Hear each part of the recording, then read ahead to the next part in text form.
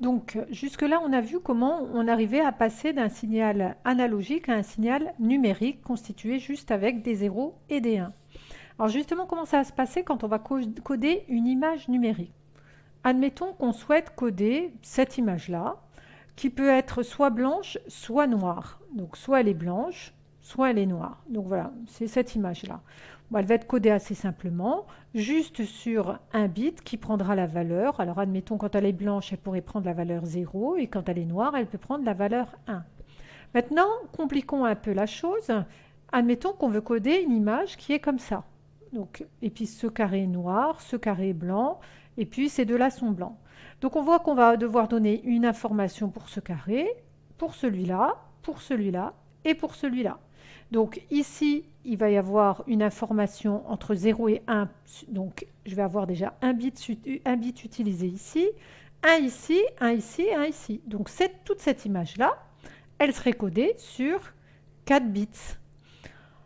Maintenant, on sait qu'il va y avoir des images qui vont représenter des dessins avec beaucoup de précision. Et là, on ne sera pas simplement sur 4 bits, mais on sera sur une précision qui est beaucoup plus grande. Donc, il faudra calculer, savoir chaque carré, combien il y a de petits carrés comme ça par rapport à l'image. Par exemple, je ne sais pas, si je prends ce ballon, que je le mets dans une image, il est pris en photo, tout dépend comment j'ai fait mon quadrillage. Là, je fais un quadrillage avec une certaine précision. Puis je pourrais quadriller avec plus de précision. Et bien, chacun des petits carrés, ici, ça va porter un nom. On va parler de pixels. Donc, il faudra dire combien il y a de pixels, en sachant que chaque pixel, par exemple, si on est en train de donner une image noir et blanc, chaque pixel prendra la valeur soit 0, soit 1. Donc si ici, par exemple, j'avais 10 pixels et 10 pixels, en tout, ça me fait 100 pixels. Et 100 pixels, chaque pixel est codé sur un bit, donc en tout, ce serait sur 100 bits. Ce serait une image qui occuperait un volume de 100 bits. Maintenant, on sait qu'on a des images noires et blancs, mais pas que. On a aussi des images en couleur. Donc maintenant, que faire si c'est un ballon en couleur qu'on souhaite coder? On souhaite coder, voilà, il peut y avoir même plusieurs couleurs. Je peux avoir un ballon qui a un peu de couleur, etc. Alors, comment il va se passer le codage? Alors, un petit peu de la même façon, on va faire des grilles. Et puis, dans chaque pixel, il va falloir donner la couleur. Est-ce que c'est du blanc? Est-ce que c'est du bleu? Est-ce que c'est de l'orange? Alors, comment on va faire pour donner une couleur? Alors, il faut savoir que notre œil, ce qu'il fait, c'est que notre œil, en réalité, il ne perçoit pas l'infinité de couleurs qu'on peut voir dans la nature qui nous entoure. En réalité, notre œil ne perçoit que trois couleurs. Les couleurs RVB, rouge, vert et bleu. C'est les seules couleurs qu'il arrive à percevoir. Alors comment ça se fait qu'on arrive à percevoir toutes les couleurs qui nous entourent? Parce que nos yeux effectuent une synthèse additive. Ils additionnent ces trois couleurs-là et ça nous fait une palette de couleurs. Ils les additionnent.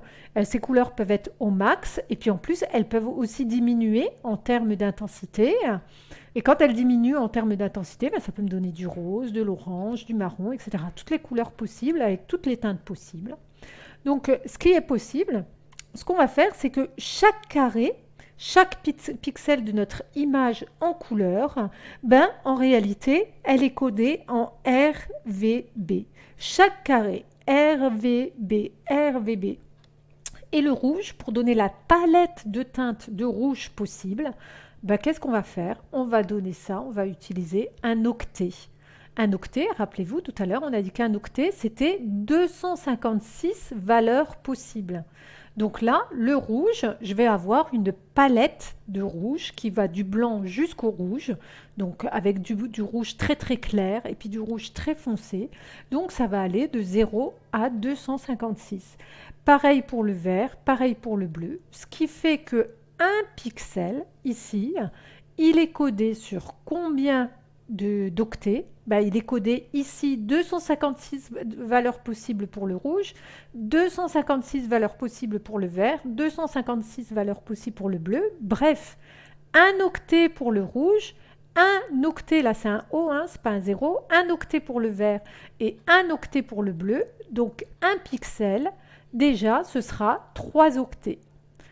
Ensuite, reste à savoir comment est partagée mon image. Est-ce qu'il y a au niveau ici de la longueur et de la largeur le nombre de petits carrés.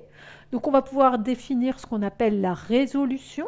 La résolution, ce sera le nombre de pixels justement par unité de longueur, et la définition, ce qu'on va appeler le nombre total de pixels. Selon le nombre total de pixels, je peux connaître quelle est la taille de mon image.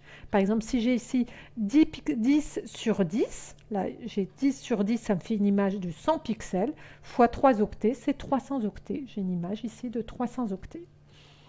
Donc c'est ce que j'ai noté ici. Après avoir découpé une image en petits carrés, on mesure l'intensité lumineuse. Donc ça, c'est un signal analogique.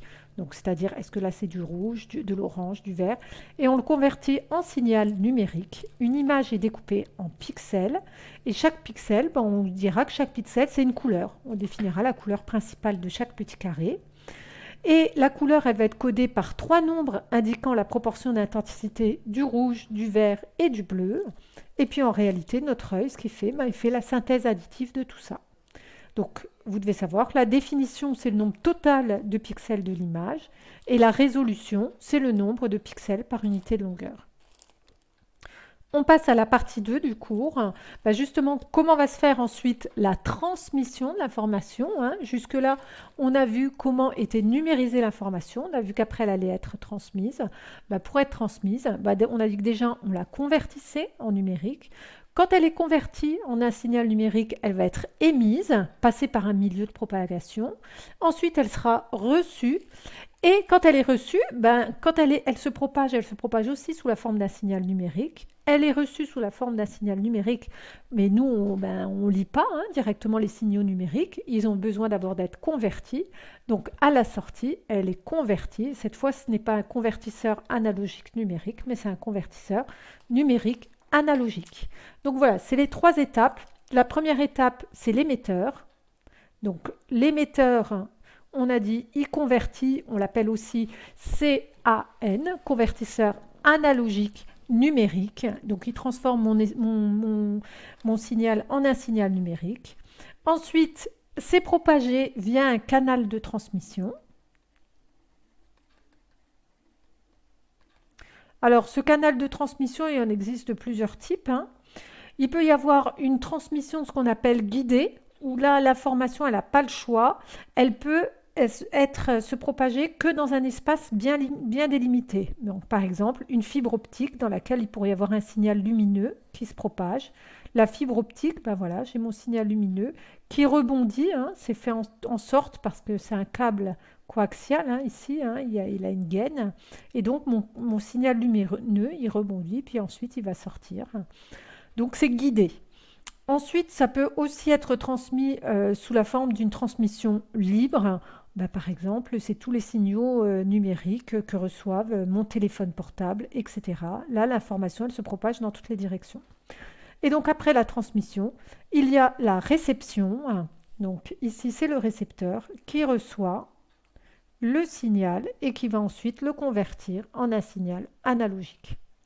Ce qui fait que, qui dit transmission, il va y avoir un débit de transmission. Donc, le débit de transmission, il va être caractérisé par la rapidité de la transmission numérique. Ce sera tout simplement le nombre de bits qui est transféré par seconde. Donc, tout simplement, si on appelle n le nombre de bits qu'on arrive à transférer en 1 seconde, eh bien, le débit binaire, il sera égal à n sur la seconde, sur cette durée-là, delta t. On parlera, alors il y a effectivement aussi, il peut y avoir une atténuation de la transmission dans le milieu de propagation. Donc un signal qui se propage sur une longue distance va s'affaiblir, ce qui fait que la puissance d'entrée, la puissance de sortie ne sera pas la même. Donc on va définir ce qu'on appelle l'affaiblissement A, et cet affaiblissement il sera égal à 10 fois le log de la puissance d'entrée divisé par la puissance de sortie. Alors, A, les deux puissances, c'est des watts. Donc, le log n'a pas d'unité. A, c'est une valeur.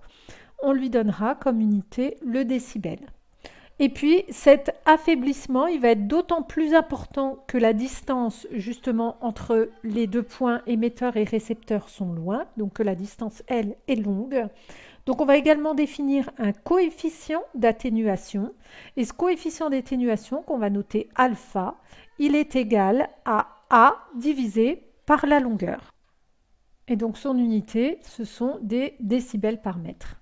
Alors concrètement, ce qui est utilisé pour transmettre l'information, ben, on utilise la lumière, donc les ondes électromagnétiques en général, lumineuses ou infrarouges dans le domaine du visible ou des infrarouges. Dans ce cas-là, on va plutôt transmettre l'information grâce à des fibres optiques. Donc on a dit tout à l'heure que c'est une transmission guidée.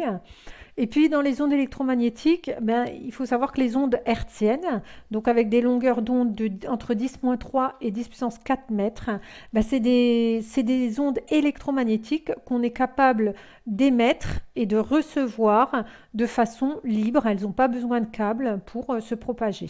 On est capable de les émettre et de les recevoir. Et puis on est capable aussi d'émettre ben, des signaux électriques via des câbles électriques. Et là, c'est plutôt une transmission guidée. Donc voilà, pour le moment, je m'arrête là pour le cours. Et puis, ben, on se retrouve à la rentrée.